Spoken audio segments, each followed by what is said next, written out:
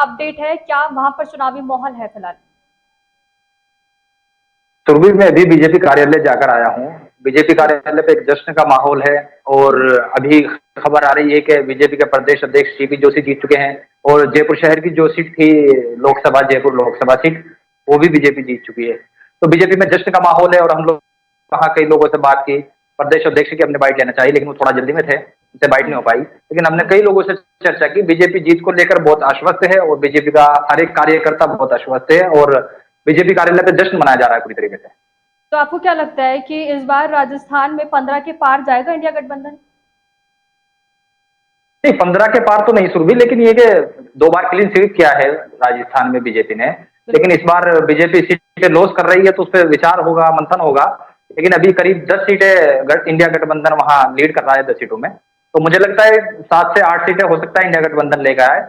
लेकिन बीजेपी, कांग्रेस के पास तो खोने के लिए कुछ नहीं था, लेकिन बीजेपी ने तो खोया है। यहाँ 8 से 10 सीटें लॉस कर रही है बीजेपी, तो नुकसान तो है बीजेपी को राजस्थान में।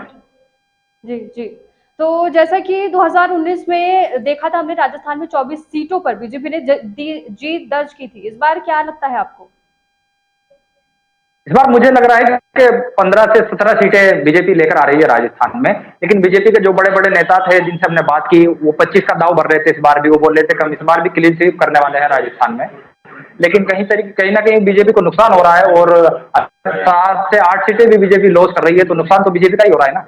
देखिए, अगर राजस्थान की बात की जाए तो एनडीए में 14 है और इंडिया गठबंधन अभी भी 11 पर ही मौजूद है। इंडिया गठबंधन 11 पे है, एनडीए लीड करती हुई दिख रही है। नहीं, मैं कह रहा हूँ, अब हमने कई लोगों से बात की है, सबने यही कहा है कि ये थोड़ा रेशो है, ऊपर नीचे चल रहा है और मार्जिन बहुत कम है। बीजेपी के नेता अपनी जीत को लेकर आश्वस्त हैं और कई सीटें हैं जहां मार्जिन बहुत कम है। कुछ सीटों के अंदर तो 1000 के अंदर का मार्जिन है। तो मेरा भी आंकड़ा यही है और बीजेपी के नेताओं से जिनसे हमारी बात हुई है उन सबका यही आकलन है कि 15 प्लस सीटें बीजेपी राजस्थान में लेकर आ रही है। जी। अगर चूरू लोकसभा की बात की जाए सर, तो वहां पे 45,000 वोटों से राहुल कसवा आगे चल रहे हैं।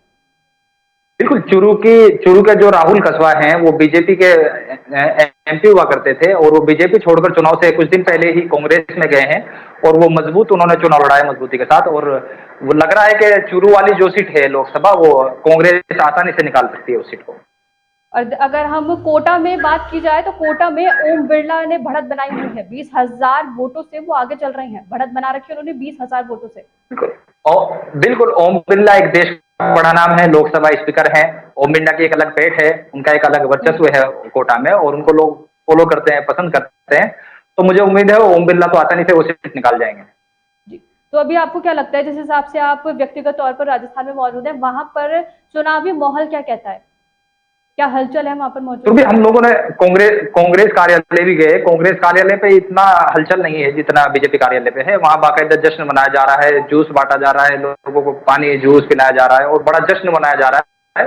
और हम लोग खुद बीजेपी कार्यालय में कई लोगों से बाइट करके अभी आए हैं, तो वहां जश्न का माहौल है बीजेपी कार्यालय पे। और कांग्रेस में थोड़ा बहुत हल्का फुल्का जश्न ही है। कांग्रेस अपनी जीत इसी को मान रहा है, अपनी परफॉर्मेंस को कांग्रेस अपनी जीत मान रही है, क्योंकि उनकी इतनी ज्यादा सीटों की उम्मीद भी नहीं थी।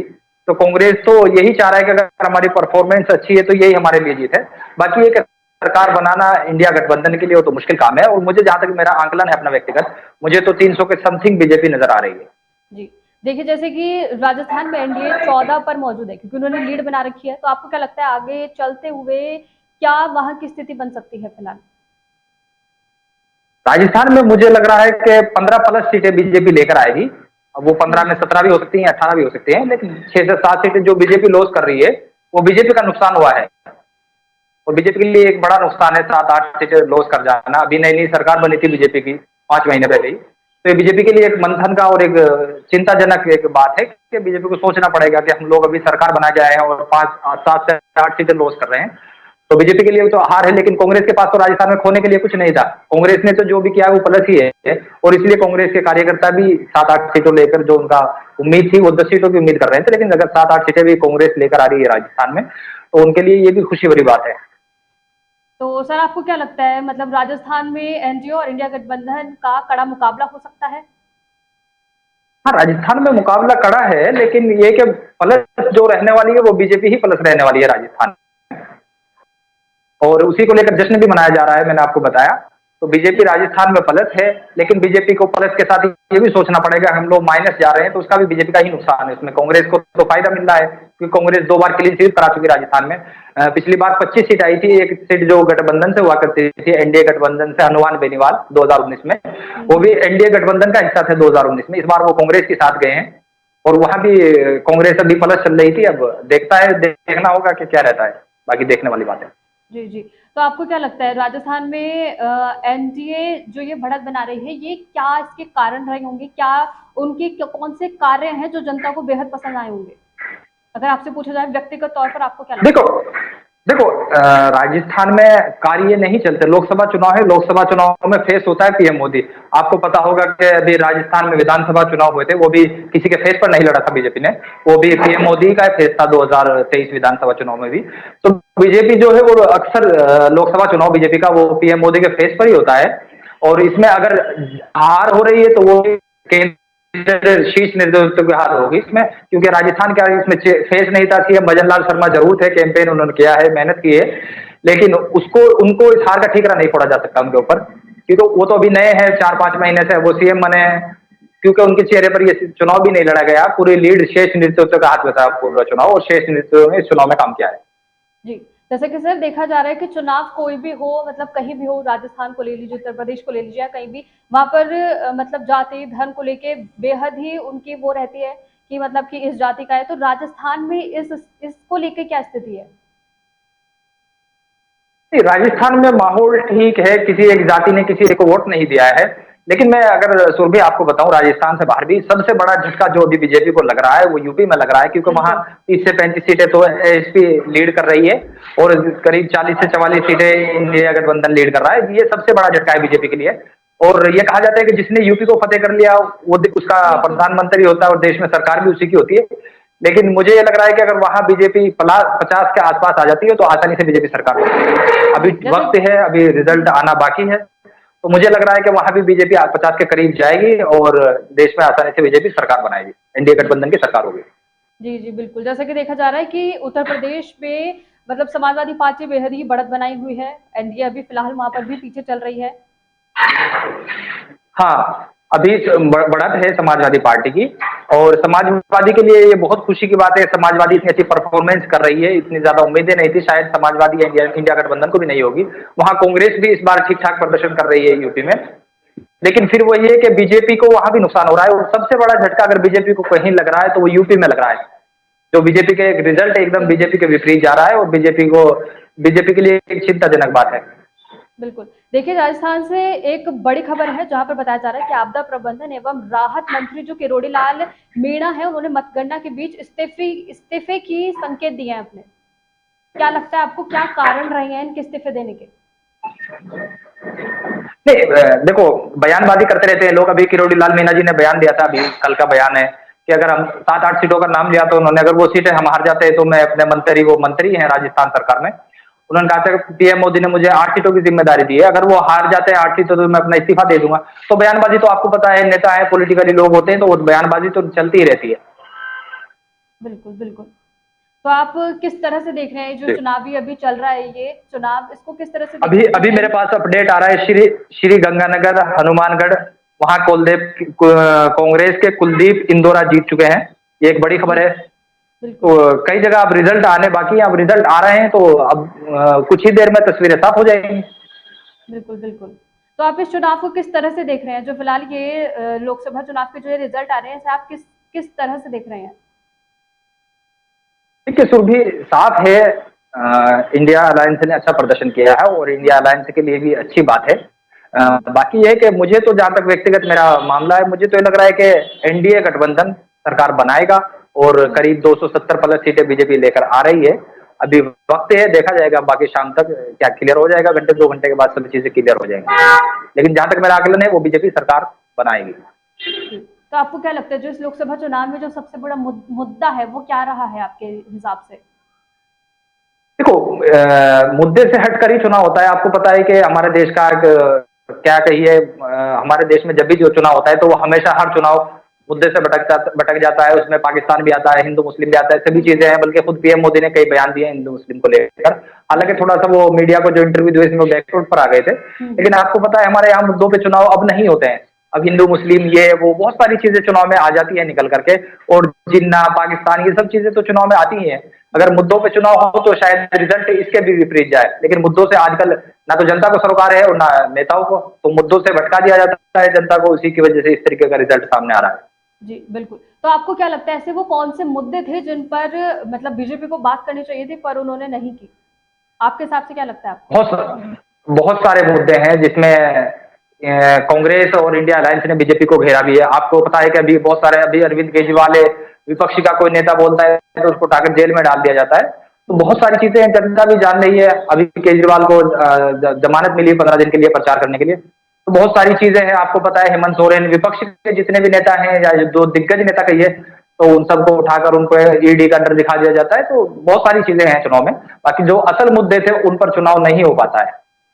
देखिए इस वक्त की बड़ी अपडेट यह है कि राजस्थान के दौसा में कांग्रेस 20,000 वोटों से आगे चल रही है। उसने लीड कर लिया है वो 20,000। हाँ बिल्कुल। कई कई सीटों में कांग्रेस की अच्छी बढ़त है। और मुझे लग रहा है कि कांग्रेस भी अगर यहाँ 8 से 10 सीटें ले आती है तो कांग्रेस के लिए बहुत बड़ी बात होगी। क्योंकि कांग्रेस के कई दिग्गज नेताओं ने लोकसभा चुनाव में लड़ने से मना कर दिया था। कुछ सीटों पर से कांग्रेस को प्रत्याशी नहीं मिल पा रहे थे। तो ये क्या अच्छा है अगर कांग्रेस अच्छी परफॉर्मेंस कर रही है। 10 सीटें भी कांग्रेस अगर राजस्थान में ला रही है, अभी 5 महीने पहले विधानसभा चुनाव हारे हैं, अगर उसके बाद 10 सीटें लेकर आ रही है तो बहुत बड़ी बात है कांग्रेस के लिए। बिल्कुल बिल्कुल। तो आपको क्या लगता है सर इस चुनाव में जो है वो युवा वोटर्स को साधने का काम किया गया, आपको क्या लगता है? हाँ बिल्कुल। बीजेपी ने और हर तरीके से प्रयास किया है बीजेपी ने अपने वोटर को साधने के लिए, जितने भी प्रयास कर सकते थे। आपने देखा होगा कि इस चुनाव में पीएम मोदी मीडिया से दूर भागते थे, मीडिया को इंटरव्यू नहीं देते थे। आपने देखा होगा कि बीजेपी भी इस चुनाव में हर चुनाव में फ्रंट फुट पर खेलती थी, लेकिन थोड़ा सा बैक फुट पर नजर आई इस चुनाव में। और पीएम मोदी ने मीडिया को भी बहुत सारे इंटरव्यूज दिए, आपने देखे होंगे। तो हर तरीके से कोशिश की है। और फिर आखिर में पीएम मोदी ने मुस्लिमों को लेकर भी बयान दिया था। हालांकि पहले उन्होंने वो कई बयान दिए थे जो उनके काफी वायरल हुए। तो बहुत सारी चीजें अब जनता भी थोड़ा सा समझ रही है चीजों को। जनता भी चाहती है कि हमें मुद्दों से मतलब है, हमें हिंदू मुस्लिम मंदिर मस्जिद इन सब चीजों से कोई मतलब नहीं है। हमारे सरोकार की बात कीजिए, जो हमारी सरोकार की बात करेगा हम उसके साथ खड़े हैं। जी जी बिल्कुल। तो आपको क्या लगता है इस जो ये लोकसभा चुनाव चल रहा है ये मुद्दा है, इसमें क्या अयोध्या मंदिर को लेकर ये खास मुद्दा है? युवा वोटर्स हो या देखिए मंदिर को मंदिर का लेकर? मुद्दा था, लेकिन मुझे देखो अयोध्या जो आता है वो यूपी के अंदर आता है। और यूपी में अगर बीजेपी प्लस करने के बजाय माइनस जा रही है, बीजेपी सीटें लॉस कर रही है, तो फिर मुझे नहीं लगता वो राम मंदिर वाला इफेक्ट बीजेपी को कोई फायदा दे रहा है। तो मुझे तो लग रहा है कि बीजेपी को और उससे नुकसान हो गया वहां राम मंदिर का जो मसला था, प्रकरण था। हालांकि इंडिया गठबंधन को वहां नुकसान होना चाहिए था, लेकिन वहां इंडिया गठबंधन अच्छा प्रदर्शन कर रहा है, अच्छी परफॉर्मेंस कर रहा है।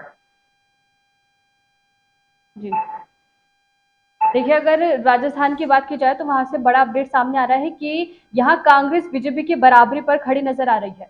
बाड़मेर तो वो तीसरे नंबर पर फिसल चुकी है। बाड़मेर ये अच्छी खबर है इंडिया अलायंस के लिए अगर कांग्रेस अच्छा प्रदर्शन कर रही है राजस्थान में। दूसरी बात यह है कि बाड़मेर की जो सीट है वो त्रिकोणीय मुकाबला है वहां। अगर आपको मैं बताऊं निर्दलीय प्रत्याशी भी वहां खड़े हुए हैं, तो वहां त्रिकोणीय मुकाबला है और एक अच्छा मुकाबला, सबसे हॉट सीट मानिए आप इस वक्त बाड़मेर की। क्योंकि रविंदर सिंह भाटी खड़े हुए हैं वहां, निर्दलीय को इंडिया गठबंधन का है और बीजेपी से उम्मीदवार है।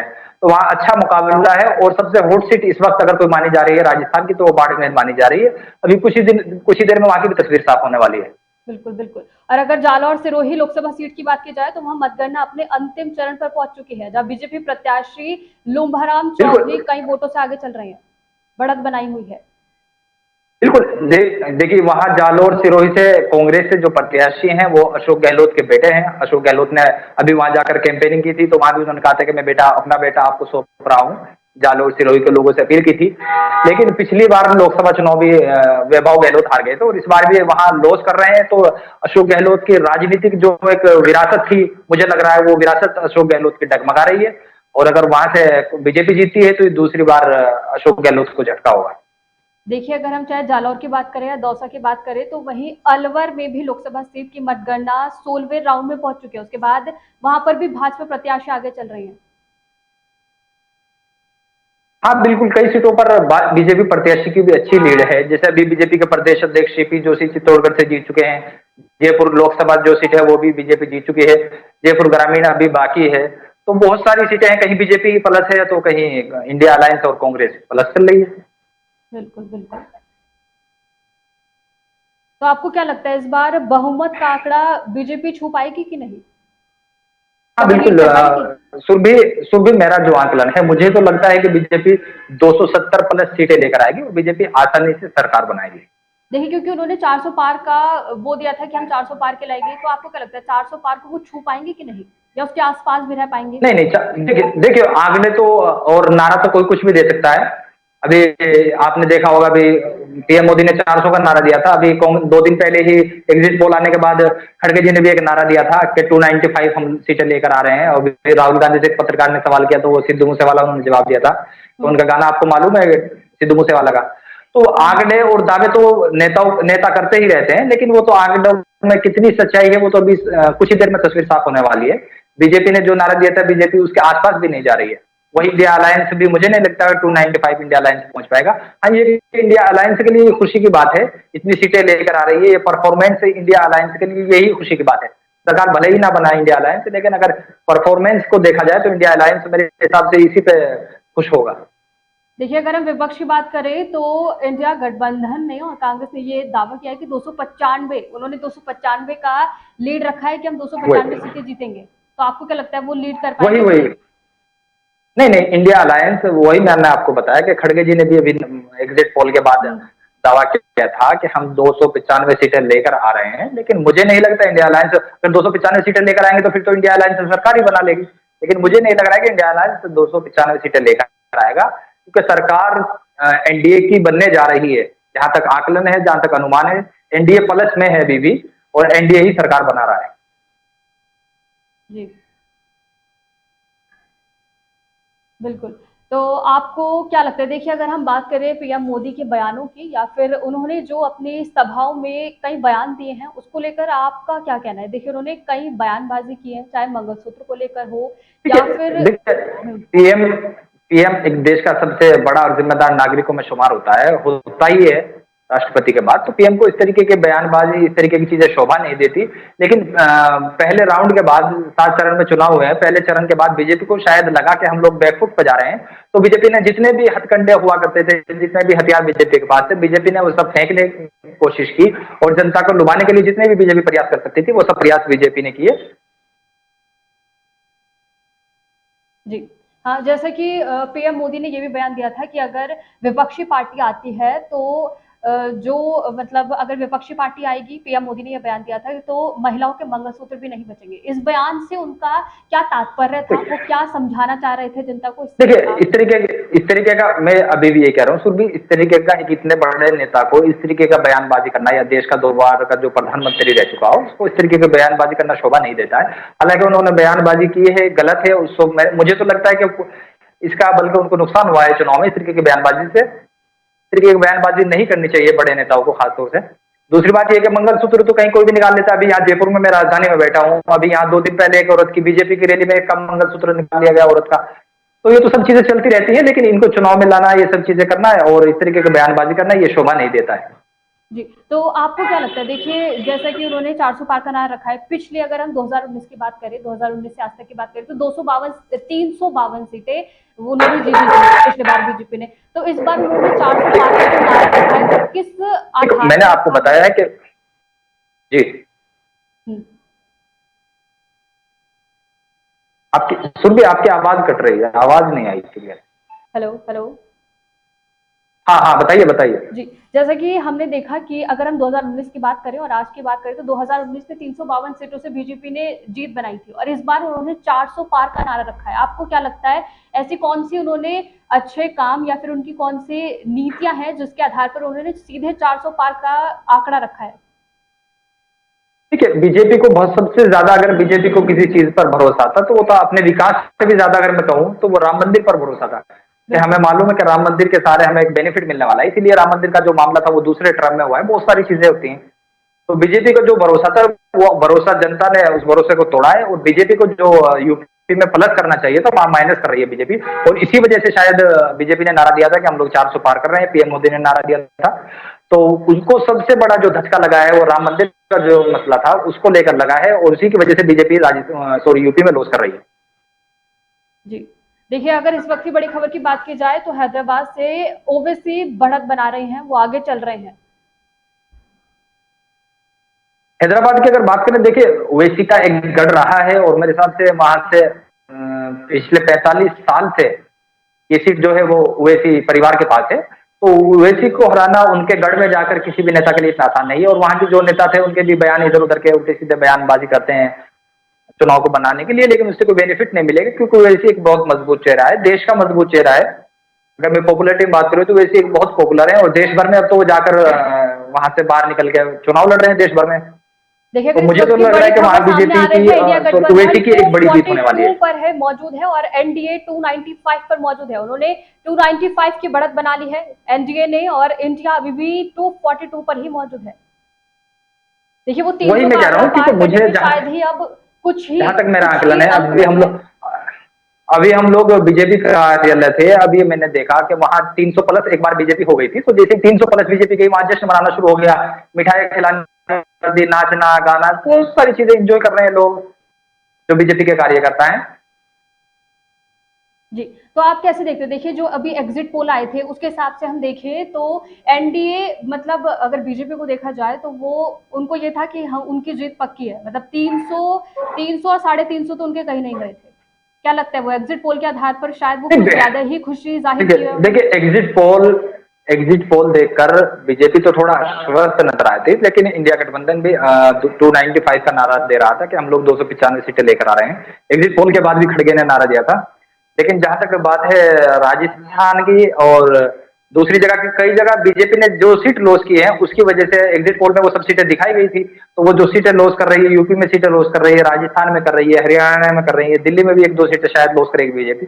तो कई स्टेट में बीजेपी सीटें लॉस कर रही है। तो वो जो एग्जिट पोल आए थे उनमें वो सब सीटें प्लस थी बीजेपी। तो उसकी वजह से एनडीए को झटका लग रहा है।